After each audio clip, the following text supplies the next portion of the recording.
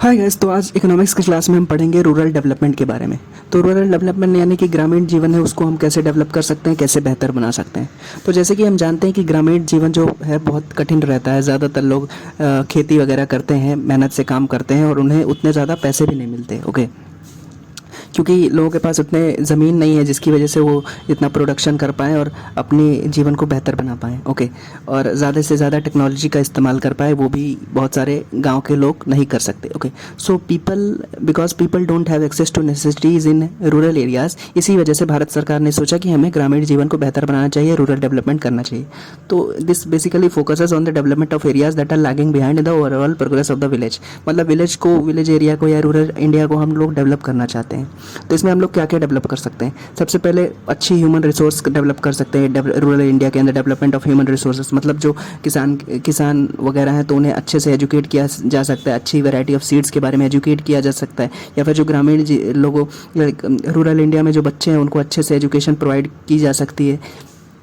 Okay, साथ ही साथ rural India में इंफ्रास्ट्रक्चर, रोड्स का डेवलपमेंट किया जा सके, तालाब वगैरह, नए तालाब का फॉर्मेशन हो सके, पॉन्ड्स वगैरह बने ताकि वो अपनी वाटर रिक्वायरमेंट्स को मीट कर सके। ओके, साथ ही साथ इंफ्रास्ट्रक्चर डेवलपमेंट में ये भी आता है कि इरिगेशन अच्छी रहे, इरिगेशन फैसिलिटीज़ वगैरह अच्छी हों, इलेक्ट्रिसिटी प्रॉपर प्रोवाइड हो ताकि अच्छे से मतलब उन लोगों का भी एग्रीकल्चर फार्मिंग वगैरह में इलेक्ट्रिसिटी का इस्तेमाल होता है ना, पंपिंग सेट वगैरह यूज़ करने के लिए या फिर ट्यूबवेल्स वगैरह यूज़ करने के लिए, तो उसके लिए भी इलेक्ट्रिसिटी प्रोवाइड हो। या फिर ह्यूमन रिसोर्स को डेवलप करने के लिए भी रूरल एरिया में अगर करना चाहते हैं एजुकेशन, तो बिजली की आवश्यकता तो पड़ेगी ना, नहीं तो बच्चे पढ़ेंगे कैसे। Okay, so proper human capital के फॉर्मेशन के लिए ये भी ज़रूरी है कि अच्छी इलेक्ट्रिसिटी प्रोवाइड हो, क्योंकि अगर कोई बंदा दिन भर मेहनत करेगा, किसान मेहनत करेगा और रात में अगर लाइट नहीं है, इलेक्ट्रिसिटी नहीं है, तो कैसे अच्छे से सो नहीं पाएगा। इसकी वजह से भी उसका अगला दिन बेकार हो जाएगा। Okay, so this was also needed development of productive resources का भी डेवलपमेंट किया जाए रूरल इंडिया के अंदर। साथ ही साथ जानते हैं कि agriculture is the main source of income in rural India. अभी देखते हैं कि क्रेडिट और मार्केट के बारे में, मतलब पहले मतलब किसान ज़्यादातर और अभी भी कई किसान क्या करते हैं, उन्हें अगर लोन चाहिए होता है तो लैंडलॉर्ड्स से लेते हैं। बड़े बड़े जो सेठ, धन्ना सेठ वगैरह हैं, उन लोगों से पैसे लेते हैं, जो कि बाद में उन्हें एक्सप्लॉइट करते हैं, छोटे किसानों को एक्सप्लॉइट करते हैं जिन्होंने उनसे लोन लिया है। तो 1969 में India adopted social banking concept and multi agency approach to meet the needs of rural areas. मतलब विलेजर्स जो हैं, जो गांव के लोग हैं, जिन्हें पैसे की ज़रूरत है, वो बैंक से पैसा लें। सोशल बैंकिंग का कॉन्सेप्ट लाया गया। बड़े बड़े ये लैंडलॉर्ड्स वगैरह से पैसा ना लें, साहूकारों से पैसा ना लें, क्योंकि अगर वो पैसे फिर ले लेते हैं उनसे, फिर वो नहीं पे कर पाते हैं तो उनकी ज़मीन हड़प ली जाती है, या फिर उन्हें एक्सप्लॉइट किया जाता है, मारा पीटा जाता है, या फिर डबल ब्याज लिया जाता है। तो सरकार ने सोचा कि हम सोशल बैंकिंग का कॉन्सेप्ट लाएंगे कि बैंक से ही इन किसानों को या गरीब लोगों को लोन मिल सके, ताकि वो अपना काम कर पाएँ, एग्रीकल्चर डेवलपमेंट कर पाएँ और अपना खेती का काम कर पाएँ अच्छे से। ओके, उनकी छोटी मोटी ज़रूरतें या छोटा कोई बिजनेस चालू करना चाहते हैं, छोटे लेवल पे 10,000, 20,000, 50,000 की ज़रूरत है, तो उसके लिए भी सोशल बैंकिंग कॉन्सेप्ट लाया गया 1969 में।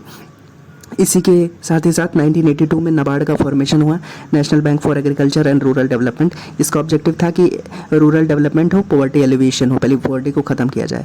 और हमारे देश में जानते हैं कि 1960s में, मिड 1960s में हरित क्रांति आई, ग्रीन रेवोल्यूशन आई, जिससे एग्रीकल्चर सेक्टर का डाइवर्सिफिकेशन हुआ और लोगों को फिर प्रोडक्शन ओरिएंटेड लैंडिंग मिल सके। मतलब जितना आप प्रोड्यूस कर रहे हो उसके हिसाब से आपको लोन देने की क्षमता बैंक रखता है। अभी जानते हैं एग्रीकल्चर और मार्केटिंग के बारे में।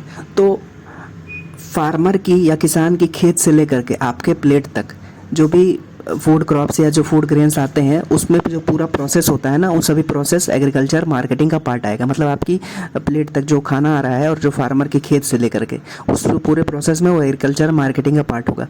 जैसे कि it is a process that involves assembling, storage, processing, transportation, packaging, grading, distribution of agriculture commodities. मतलब कोई चीज़ें एग्रीकल्चर अगर हार्वेस्ट हुई, उसके बाद असेंबल की गई, स्टोर की गई, मैन्युफैक्चरर्स ने उसको ख़रीदा, उसको प्रोसेस किया फूड क्रॉप्स को, फिर उसको ट्रांसपोर्ट किया, पैकेज किया, ग्रेडिंग किया क्वालिटी के हिसाब से, फिर उसको अलग अलग जगह पे डिस्ट्रीब्यूट किया। तो ये सब पूरा एग्रीकल्चरल मार्केटिंग का पार्ट होगा। अभी जानते हैं what are the measures taken to improve marketing aspect. मतलब मार्केटिंग का टोटल यही एम है कि हम ज़्यादा से ज़्यादा सेल कर पाएँ चीज़ें, यही मार्केटिंग का एम है, प्रचार कर पाएँ। ओके, तो रेगुलेशन ऑफ मार्केट्स, ये भी मतलब measures, what are the measures taken to improve marketing. तो उसमें से सबसे पहला है ये है कि ट्रांसपेरेंट मार्केट्स रखा गया है, मतलब अनफेयर मार्केट ना रहा जाए, ताकि लोगों को, जो लोग बेच रहे हैं ना चीज़ें, किसान वगैरह, उन लोगों को नुकसान ना उठाना पड़े। इस वजह से transparent orderly development of market रहा गया है, जहाँ पे बड़े बड़े लैंडलॉर्ड्स भी उन लोगों को तंग ना कर पाएँ मार्केटिंग एस्पेक्ट में। ओके, एग्रीकल्चर अपना बेचने के लिए, सामान बेचने के लिए। ओके, तो प्रोविजन ऑफ फिजिकल इंफ्रास्ट्रक्चर किया गया, कोऑपरेटिव मार्केटिंग, मतलब जहाँ पे बहुत सारे लोग मिल करके चीज़ों की मार्केटिंग करते हैं, एग्रीकल्चरल मार्केटिंग करते हैं, वो भी इंश्योर किया गया। ट्रांसपेरेंसी मेंटेन रहे, एमएसपी रहे, मतलब सरकार एमएसपी देती है ना, मिनिमम सपोर्ट प्राइस, जो फार्मर्स रहते हैं उनसे, मतलब साल के स्टार्टिंग में ही, सोइंग के स्टार्टिंग में ही बोल देती है कि हम इतने पैसे देंगे पर कुंटल चावल के लिए, गेहूं के लिए। तो लोग, किसान उसी हिसाब से उगाते हैं और मतलब पैसे कमाते हैं। तो ये भी सरकार ने सोचा कि एमएसपी हमको देनी चाहिए, बफर स्टॉक रखना चाहिए, ताकि ज़रूरतमंद एरियाज़ में पैसे लाइक फूड क्रॉप्स दिए जा सके, और public distribution system, ration shops के थ्रू लाइक फूड क्रॉप्स दिए जा सकें। एमएसपी का डेवलपमेंट रहे कि मिनिमम सपोर्ट प्राइस किसानों को पहले जो दाम बता दिया जाता है उसी दाम पे वो लोग अपने लाइक फूड क्रॉप्स सरकार को बेच सकें। तो ये भी किसानों को फ़ायदा होगा, उनका डेवलपमेंट होगा। साथ ही साथ अल्टरनेटिव एम्प्लॉयमेंट अपॉर्चुनिटीज़ भी, वुमेन के लिए अल्टरनेटिव एम्प्लॉयमेंट अपॉर्चुनिटीज़ भी खोजी गई सरकार के द्वारा, जैसे कि flower harvesting, tissue culture, nursery maintenance. Okay, तो इससे भी महिलाएं जो ग्रामीण क्षेत्र में है वो पैसे कमा सके। अभी जानते हैं कि रूरल एरिया में और भी कौन से डेवलपमेंट हुए, जैसे एनिमल हस्बेंड्री का, raising animals for meet, eggs, fibre. मतलब ग्रामीण जीवन में अगर लोग पैसे कमाना चाहते हैं तो ऐसे जानवरों को पाल सकते हैं, पोल्ट्री फार्म्स खोल सकते हैं, और एनिमल्स को रेज करके उनके मीट का इस्तेमाल कर सकते हैं, बेच सकते हैं, एग्स बेच सकते हैं, फाइबर बना सकते हैं।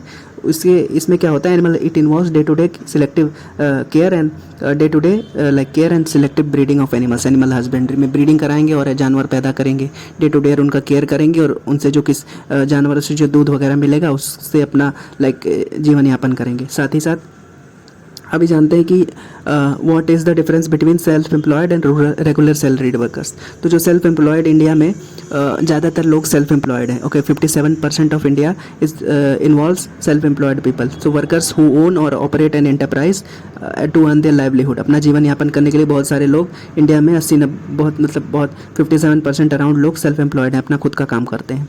इसमें ग्रामीण लोग भी बहुत ज़्यादा हैं। Labourers engaged in other farms and return get remuneration for their work. मतलब दिहाड़ी के जो मजदूर हैं, दूसरों के खेतों में, गाँव में काम करते हैं, इन लोगों की संख्या देश में वर्कर्स का 30% है। ओके, और रेगुलर सैलरीड जो वर्कर्स हैं, जो प्राइवेट कंपनीज़ में या पब्लिक कंपनीज़ में काम करते हैं, गवर्नमेंट कंपनीज़ में, तो ये सब क्या है कि they are workers engaged by someone और an enterprise and paid wages on regular basis. तो जो रेगुलर सैलरीड वर्कर्स रहते हैं उनका कंडीशन बेसिकली अच्छा है, वो जनरली रूरल इंडिया में नहीं होता है। रूरल इंडिया में जनरली सेल्फ एम्प्लॉयड लोग होते हैं, या फिर लेबरर्स होते हैं, किसान होते हैं, छोटे मजदूर होते हैं, और सेल्फ एम्प्लॉयड होते हैं, ज़्यादातर छोटा मोटा बिजनेस करते हैं। लेकिन जो रेगुलर सैलरीड वर्कर्स होते हैं वो 18% ऑफ वर्कर्स इन इंडिया हैं, वो जनरली प्राइवेट सेक्टर में काम करते हैं या गवर्नमेंट सेक्टर में काम करते हैं।